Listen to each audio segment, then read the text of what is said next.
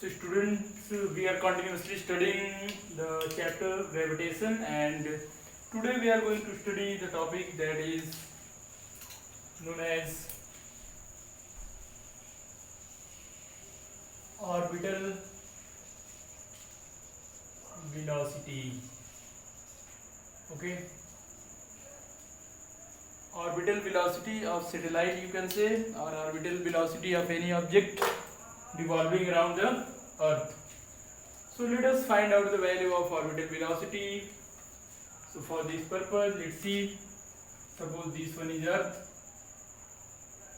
of mass, let me draw some large sphere. So suppose this one is earth, mass m and radius is re. Now this one is the orbital of any mass small m around this earth. Suppose the total radius is r. Okay, means total distance from center of earth to the mass is r. You can see here r is equal to re plus h, where h is height of this mass from the surface of the earth. Okay, ये देखिए इस अर्थ के centre से इस मास का distance small are है, और अर्थ के सेंटर से अर्थ की सरफेस तक का डिस्टेंस जो है वो रेडियस के इक्वल होगा, और सरफेस से यहाँ तक का डिस्टेंस जो होगा वो h होगा. तो टोटल r की वैल्यू re प्लस h की इक्वल हो जाएगी. यहाँ पे आप देख सकते हैं. सपोज इसकी ऑर्बिटल वेलोसिटी को हम लोग vo से रिप्रेजेंट करते हैं. तो यहाँ पे आप देख सकते हैं कि ये जो मास है m है, इसके अराउंड सर्कुलर मोशन करता है ऐसे on fixed orbit of radius small r. तो यहाँ पे आप देख सकते हैं कि ये जो दिया गया है, ये मास, ये सैटेलाइट हो सकता है या कोई मास हो सकता है जो कि अर्थ के अराउंड स्मॉल r रेडियस के सर्कल पे यहाँ पे रिवॉल्व कर रहा है. तो आपको पता है सर्कुलर मोशन के लिए the most important thing is centripetal force. तो यहाँ पे सेंट्रीपिटल फोर्स जो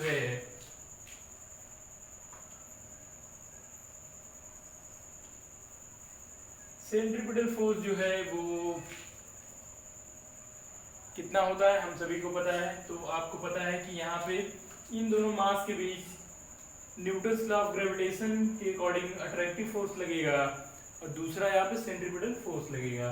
तो आप यहाँ पे बोल सकते हैं कि इन this case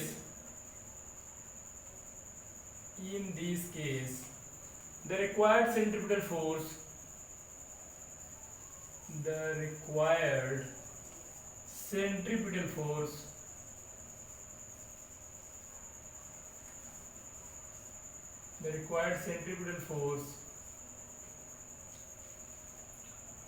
is given by attractive force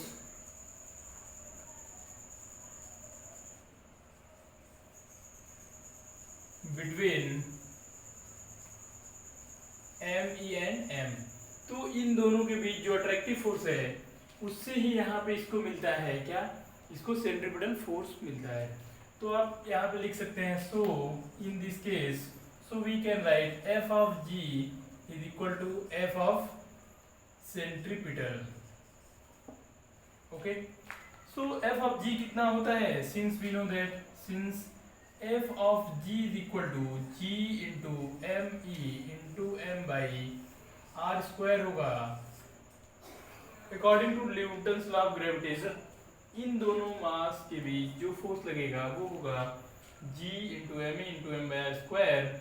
जबकि आपको पता है कि रिक्वायर्ड सेंट्रीपिटल फोर्स जो होगा एंड एफ सेंट्रीपिटल कितना होगा, तो ये आपको पता है कितना होगा mv0 स्क्वायर बाई r. तो आपको पता है mv स्क्वायर अपॉन r. देखिए सेंट्रीपिटल फोर्स क्या होता है mv0 square by r, where m क्या होता है, m उस पार्टिकल का मास होता है जो सर्कुलर मोशन कर रहा होता है. तो यहाँ पे सर्कुलर मोशन ये पार्टिकल कर रहा है, उसकी वेलोसिटी भी है, तो इस पे टोटल फोर्स जो लगेगा वो होगा mv square v0 square upon r लगेगा. अब देखिए ये दोनों फोर्सेस इक्वल होने चाहिए, क्योंकि ये ग्रेविटेशनल फोर्स जो है, अट्रैक्टिव फोर्स जो है, यही सेंट्रीपिटल फोर्स प्रोवाइड कराता है. अब देखिए आपने पहले भी पढ़ा हुआ है कि सेंट्रीपिटल फोर्स कोई नया फोर्स नहीं होता है। जब आप साइकिल को टर्न करते हैं किसी सरफेस पे तो वहाँ पे फ्रिक्शन ही प्ले करता है सेंट्रीपिटल फोर्स का रोल। जब आप किसी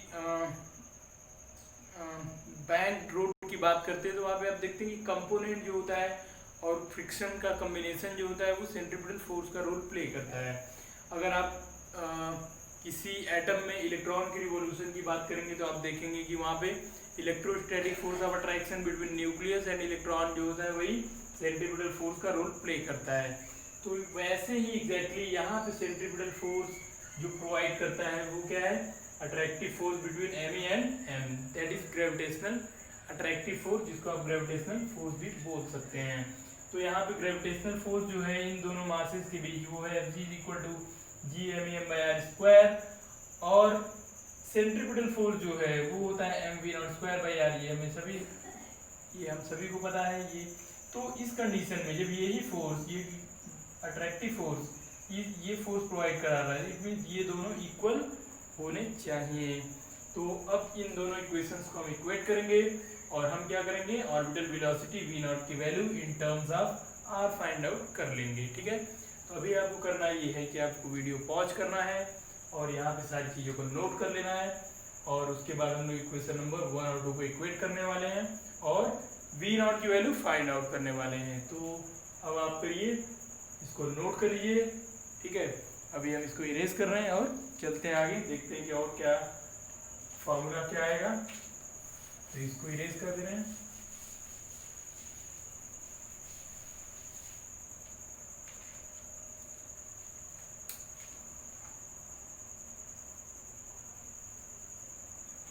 तो अब देखिए फ्रॉम इक्वेशन नंबर 1 एंड 2,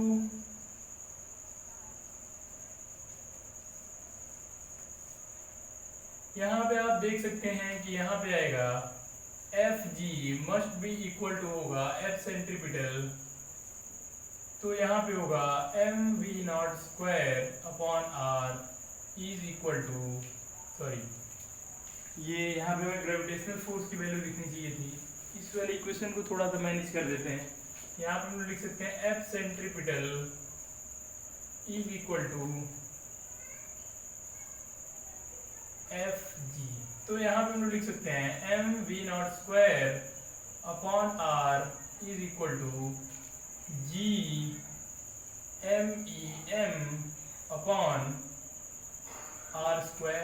देखिए इतना लिख सकते हैं हम लोग इजीली। अभी क्या है, यहाँ से कैंसिल होगा तो यहाँ लिखेंगे mv02 is equal to G×me/m/r। तो यहाँ देखिए r कैंसिल और यहाँ से m भी कैंसिल होगा, तो ये बचेगा v02 is equal to G times me/r। Equation number होगा ये 3। तो यहाँ पे आपको थर्ड इक्वेशन मिल गया है v02 is equal to G_me/r। ठीक है, अब इसको और थोड़ा सा सॉल्व करेंगे, थोड़ा और इसको सॉल्व करते हैं हम लोग और देखते हैं हमको v0 की वैल्यू कितनी मिलती है। तो चलिए वीडियो को पॉज कर लीजिए और इसको नोट कर लीजिए। v02 is equal to G_me/r तक आपको मिल चुका है। आगे बढ़ते हैं, देखते हैं कि और हमको क्या इक्वेशन मिलता है। तो वीडियो को पॉज करके इसको नोट कर लीजिए। ठीक है, तो चलिए आगे बढ़ते हैं, हम इसको इरेज करके आगे चलते हैं। तो अब इक्वेशन 3 से प्रोसीड करेंगे आगे। तो देखिए हमको क्या मिलेगा, यहाँ से हमको मिलेगा v0 is equal to √G_me/r। तो देखिए ये हमको मिला है, यही हमको फार्मूला मिल गया है किसका, ऑर्बिटल वेलोसिटी का। वैसे इस फार्मूले को हम लोग और डिफरेंट फॉर्म में चेंज करेंगे, बट यहाँ पे ऑर्बिटल वेलोसिटी का एक फार्मूला ये भी हो सकता है। और देखिए इस फार्मूले को कैसे चेंज करेंगे हम लोग, ये हो गया इक्वेशन नंबर 4। अब इस फार्मूले को हम लोग कैसे चेंज करेंगे, तो देखिए कैसे चेंज करते हैं। तो यहाँ पे हम लोग लिख सकते हैं, सिंस स्मॉल r की वैल्यू को हम लोग लिख सकते हैं re+h, तो यहाँ पे हम लोग लिख सकते हैं v0 is equal to √G_me/re+h लिख सकते हैं। तो ये हो गया हमारा इक्वेशन नंबर 5। अब देखिए ये जो इक्वेशन नंबर 5 है ये है हमारा इस फॉर्म का इक्वेशन जिसमें कि रेडियस ऑफ अर्थ है, हाइट है from this surface to the object और GME है. So if you know the mass of the earth, the radius of earth and height of the mass from the surface of the earth, then you can use this formula. And if you know the total distance from the center of earth to the object, then you can use this formula. But in both of cases you must know the mass of the earth, and I am sure you all have remembered the value of capital G. So students must remember value of G, because many times the value of G is not given in the question, so you should use by yourself. So if you don't remember, so you cannot use. So try to remember the value of capital G. Okay, this one is very important. Mass of earth is generally given in the question. Okay, so it is not necessary to remember the mass of the earth, but you should know the capital G and the radius of earth. Okay, so now we can rearrange this equation in different form. So let's start. We have the first form, that is equation number 4, then second form, that is equation number 5. Now we can change the form in different way. So let's see the other forms of this equation. So I am going to proceed from equation number 5. One thing is very important कि आप video को pause करके चीज़ों को note करते रहिए, ठीक है. तो अभी देखिए इक्वेशन 5 से प्रोसीड करेंगे हम लोग. यहाँ पे V नॉट लिखेंगे, इसका मीनिंग होगा ऑर्बिटल वेलोसिटी. तो यहाँ पे देखिए क्या होगा, आगे चलते हैं. सिंस वी नो दैट, तो हम लोग क्या जानते हैं, we know that small g is equal to GME upon RE square. हम लोग ये जानते हैं. This is the relation between small g and capital G. तो आपने पढ़ा था small g is equal to GME by RE square होता है. तो यहाँ से देखिए, यहाँ GME है क्वेश्चन नंबर 5 में, यहाँ पे हम लोग GME की वैल्यू फाइंड आउट करेंगे. सो इस capital GME is equal to GRE square होगा. So from equation number 5 we can write. तो यहां से हम लोग लिख सकते हैं इक्वेशन नंबर 5 से हम लोग क्या लिख सकते हैं, देखिए इस GME की वैल्यू GRE स्क्वायर लिख सकते हैं इक्वेशन नंबर 5 में. तो 5 में लिखेंगे हम लोग. तो इक्वेशन नंबर 5 में लिखेंगे V not is equal to under root GRE square upon RE plus H. ठीक है, इतना लिख देंगे. अब क्या होगा देखिए, अब होगा V not is equal to, यहाँ से अगर देखें आप तो इस RE स्क्वायर को अपॉन में लिख सकते हैं, या फिर यहाँ से RE अगर हम लोग कॉमन कर सकते हैं. तो अगर हम लोग डिफरेंट फॉर्म में लिखना चाहें तो हम लोग डिफरेंट फॉर्म की चीज़ें यूज़ कर सकते हैं, अगर आप चाहें करना. तो कोई यहाँ पे कंपलसरी नहीं है कि आप चीज़ों को वैसे ही यूज करें, ठीक है. But if you want you can use. तो यहाँ पे ये भी एक फॉर्म का इक्वेशन हो सकता है, या फिर आप यहाँ से RE की वैल्यू को कॉमन कर सकते हैं, ठीक है.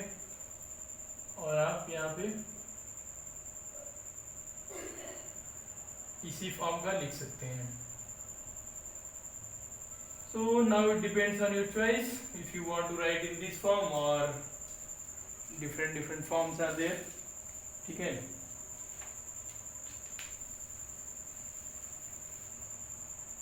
तो अगर आप यहाँ से देखें, अगर हम लोग थोड़ा सा इसको मैनेज करें तो हम लोग लिख सकते हैं V not is equal to, यहाँ पे लिख सकते हैं अंडर रूट G इंटू, देखिए इसको डिवाइड कर रहे हैं,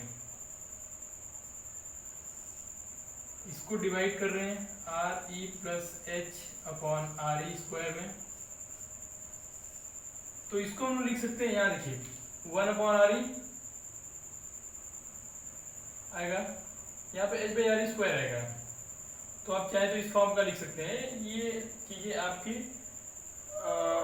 इंटरेस्ट पे डिपेंड करती हैं. या फिर एक फॉर्म और है जिसको हम थोड़ा सा और अलग तरीके से नोट करना चाहते हैं तो देखिए यहाँ पे क्या होगा, यहाँ पे अगर आप देखें ध्यान से तो बहुत ही इंटरेस्टिंग फॉर्म है ये।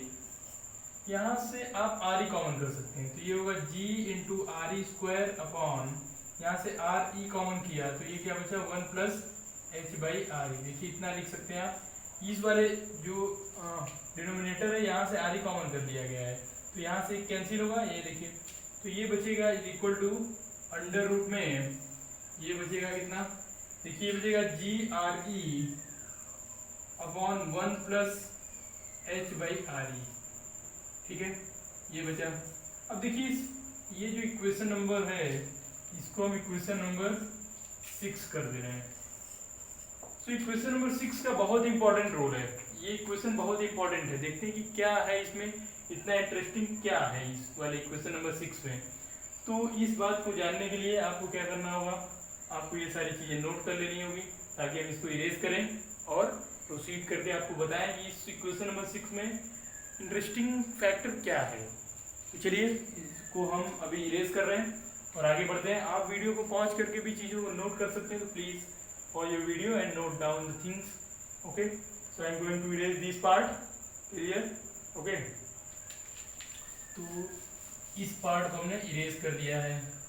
अब देखिए हमारे पास क्वेश्चन नंबर 6 इस फॉर्म का है। अब देखिए बहुत ही इंटरेस्टिंग है ये क्वेश्चन नंबर 6। अगर आप देखेंगे तो आप लिख सकते हैं if h is less than R E. Suppose ऐसी केस है, कोई जरूरी नहीं कि ऐसा ही हो, बट सपोज ऐसा है जैसे कि मान लीजिए h की वैल्यू 2-3 किलोमीटर है और आपको पता है आर ई की वैल्यू कितनी है 6400 अप्रॉक्स किलोमीटर और ये h की वैल्यू 3-4 किलोमीटर है। तो h क्या है, बहुत ही लेस है as compare to R E 4-5 kilometre type में। तो यहाँ पे ये जो है सो जो हम लोग लिख सकते हैं so h by R E is negligible then 1। तो देखिए h बाई आर ई जब आप फाइंड आउट करेंगे क्योंकि h की वैल्यू बहुत लेस है, आर ई से डिवाइड करेंगे इसकी वैल्यू 1 के कंपेरिजन में बहुत ही कम आएगी, नेग्लिजिबल आ जाएगी। तो ये 1 प्लस नेग्लिजिबल इक्वल टू 1 हो जाएगा। तो आपको क्या मिलेगा, so V not is equal to मिलेगा under root ji are E. और देखिए अगर h की वैल्यू 0 भी हो तब भी आपको इतना ही मिलेगा जी आर ई, और h की वैल्यू 0 नहीं है, 0 थोड़ा बहुत है तब भी आपको लगभग इतना ही मिलता है। तो ये क्या हो गया, अब ध्यान दीजिए ये क्या है, ये उस पार्टिकल की ऑर्बिटल वेलोसिटी है जो अर्थ के सबसे क्लोज होगा। ठीक है, तो अर्थ के सबसे क्लोज जो भी पार्टिकल रिवॉल्व करेगा उसकी पॉसिबल वेलोसिटी कितनी, ऑर्बिटल वेलोसिटी होगी v not is equal to under root ji are e, इतनी होगी। ठीक है, ऐसे पार्टिकल की जिसकी वेलोसिटी जो अर्थ के सबसे क्लोज है और रिवॉल्व कर रहे हैं उनकी orbital velocity v not is equal to under root ji are e type की होगी। तो आई होप कि आपको ये बात समझ में आई है। तो ये क्वेश्चन नंबर 7 हो गया और ये मोस्ट इंपॉर्टेंट है, वेरी इंपॉर्टेंट, ये वेरी इंपॉर्टेंट क्वेश्चन है। क्यों?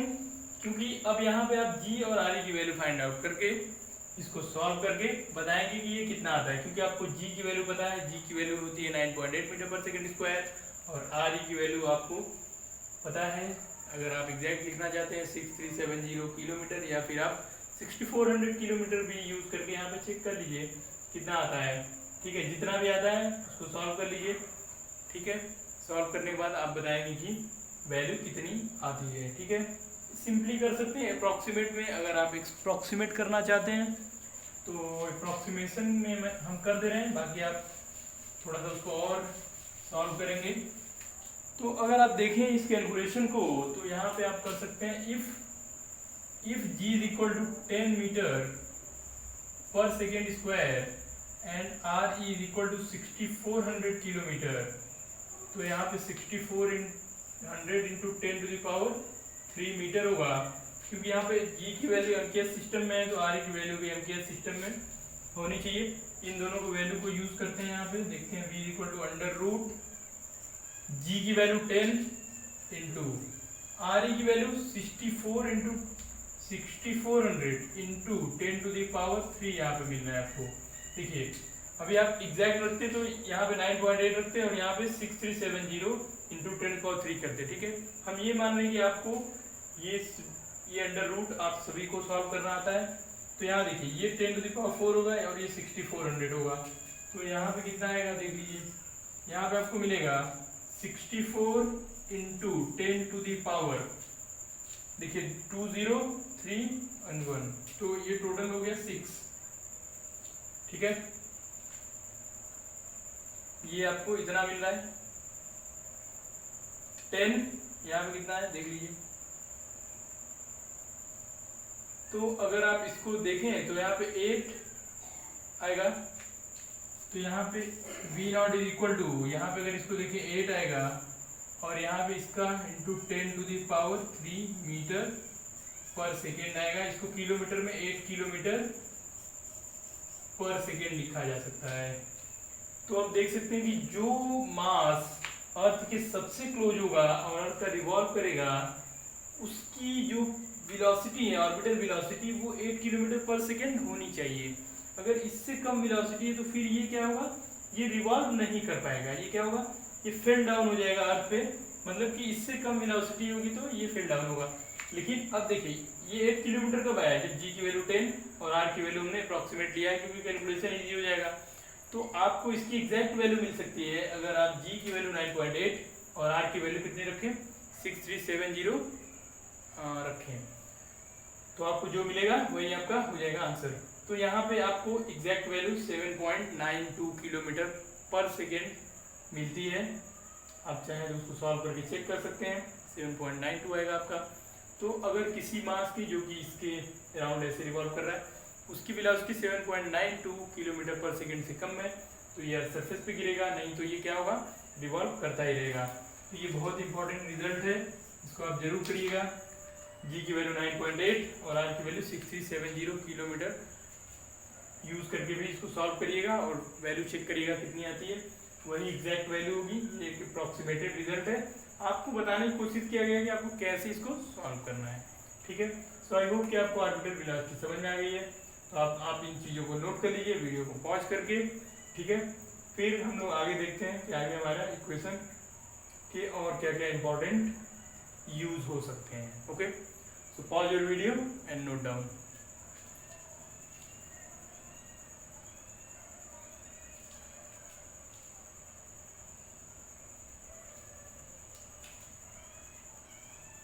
सो आई होप कि आप सभी ने पॉज करके वीडियो को नोट कर लिया है। तो इन चीजों को हम अब इरेज कर रहे हैं यहाँ पे।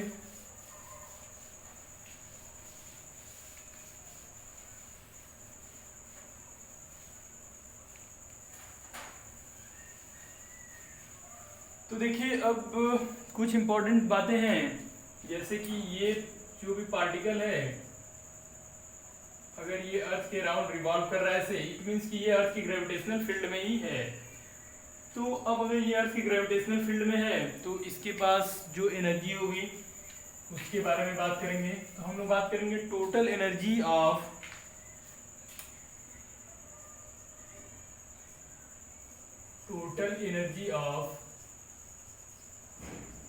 Revolving body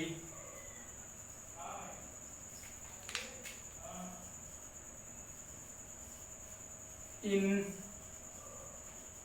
gravitational field.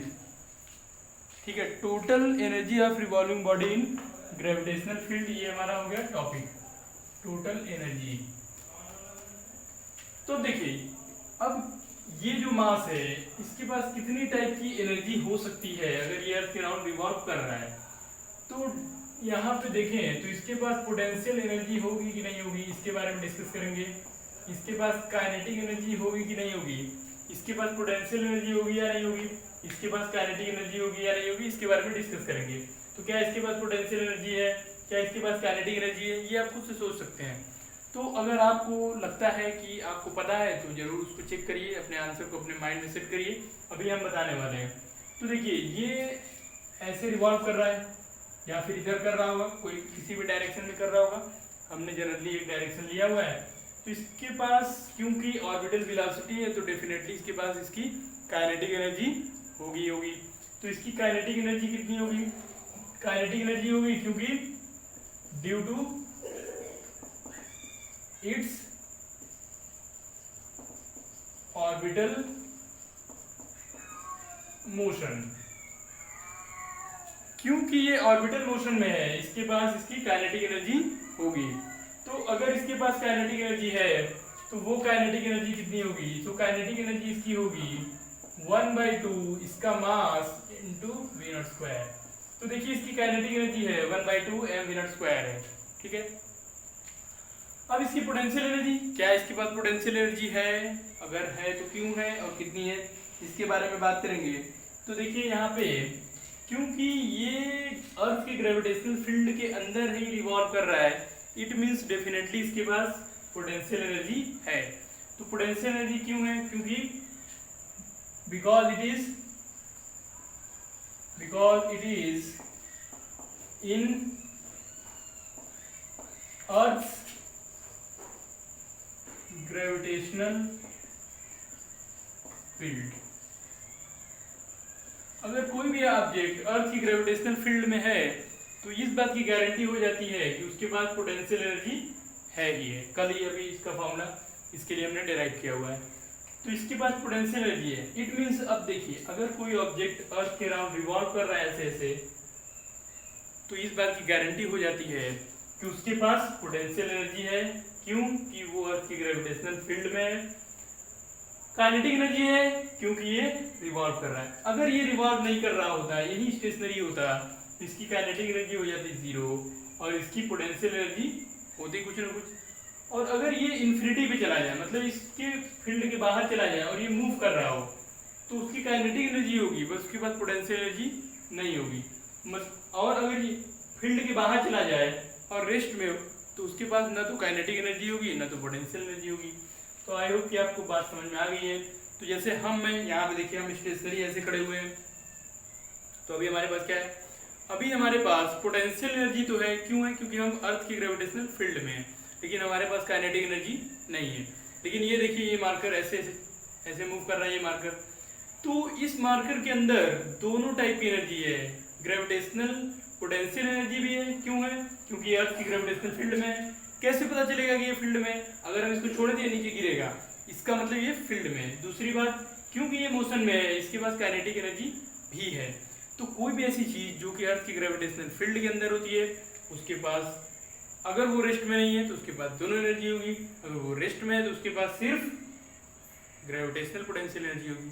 तो आई होप कि आपको ये बात समझ में आ गई है कि किसी बॉडी का जो कि अर्थ ग्रेविटेशनल फील्ड के अंदर या किसी भी मास की ग्रेविटेशनल फील्ड के अंदर इवॉल्व कर रहा हो, तो उसके पास दो टाइप की एनर्जी होगी, पोटेंशियल और काइनेटिक दोनों।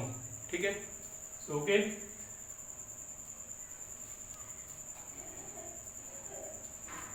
तो अब हमारा ये एम ये है कि हम एक फार्मूला डिराइव करें जिससे हम क्या करें कि हम इस ऑब्जेक्ट की पोटेंशियल एनर्जी, काइनेटिक एनर्जी का तो फार्मूला ये, पोटेंशियल एनर्जी के लिए हमने ऑलरेडी फार्मूला डिराइव कर रखा हुआ है, वो भी बताएंगे आपको।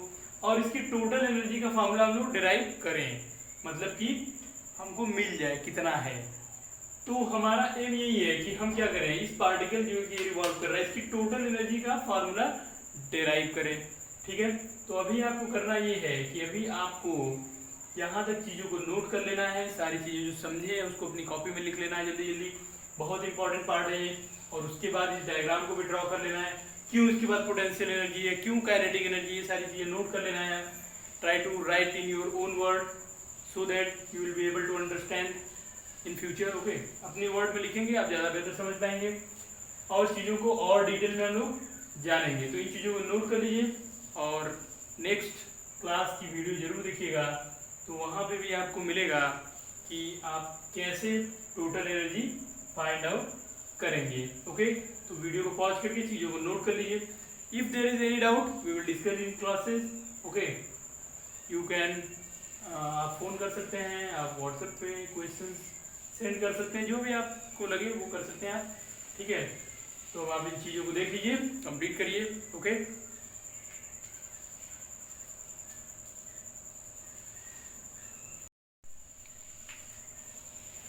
यहाँ देखिए ये है, आई होप कि आपने चीज़ों को नोट कर लिया। हाँ, एक इम्पॉर्टेंट पॉइंट है कि आप न्यूमेरिकल जरूर सॉल्व करिए, जो भी फॉर्मूले आपको बताए जा रहे हैं, जो टॉपिक बताए जा रहे हैं। बुक में आपको कंसेप्चुअल क्वेश्चन दिए हुए हैं, one word very short, try to read the question so that you will get the idea कि ओ ऐसे क्वेश्चन आते हैं, ऐसे क्वेश्चन पूछे जाते हैं, कैसे क्वेश्चन है तो हमें कैसे आंसर लिख रहे हैं, तो ये सारे आइडिया आपको वहाँ से मिलते हैं। तो आपको ये सारी चीज़ें करनी चाहिए, बुक को ज़्यादा से ज़्यादा स्टडी करिए, बुक पढ़िए, बुक से आइडियाज़ लीजिए कैसे करना है, तो ये सारी चीज़ें आपको वहाँ से मिलेंगी। ओके।